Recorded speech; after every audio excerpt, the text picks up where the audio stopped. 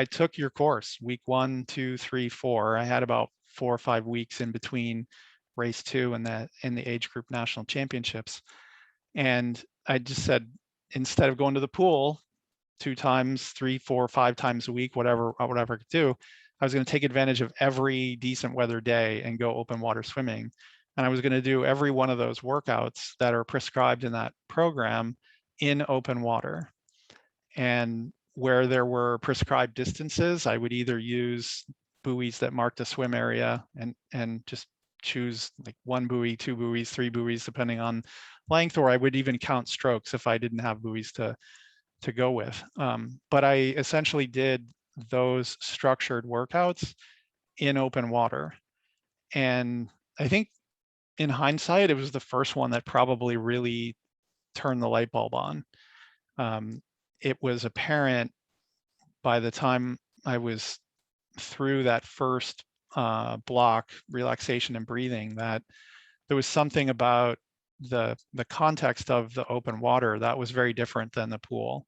Pool is very controlled, pool is very calm.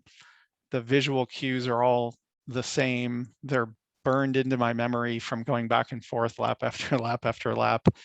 You know just when to turn your head back. You use, well, I use lane dividers to make sure that I've got one goggle in the water and one goggle out. There's all these cues that you get in the pool that you don't have in open water. And what I believe was happening to me was just sort of starting over, redeveloping all those cues, redeveloping comfort in the water, redeveloping relaxation. I started with terrible breathing patterns. I was getting short. I was getting gassed doing whatever, 1K, a half a K in open water. And, you know, in the pool, a half a K or a K, even at an aggressive pace, is nothing to even like get me my heart rate up. So clearly going through even just week 1 made this huge difference, because it allowed me to be bad again and be okay with being bad again, and sort of start over and rediscover how to get comfortable in open water versus the pool. And I could feel from week 1 and going into weeks 2 and 3, I could just feel how much more calm, how much more comfortable I was in open water, how much less the chaos of open water would disturb me. Prior to this, when I was just frustrated as all heck, you know, everything that was like sort of slightly different from one day to next in open water would bother me, and it would disrupt me. If there was a little bit more chop than the previous day, if the water wasn't as clear because of turbulence kicking up the sand on the bottom, it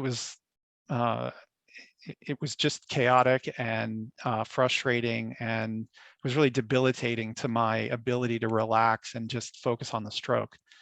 So I start to see a little bit of progress, you know, some days way better than others. It wasn't like I snapped my fingers and all of a sudden was hitting my pool times again, not even close to that. But slowly but surely, I could feel myself calming down. I could feel myself rediscovering each of the steps that you've walked me through over the last 3 years. I could feel myself redeveloping those skills, but specifically to open water, developing new cues, developing a new sense of comfort in the pool, and really feeling my body again in the water.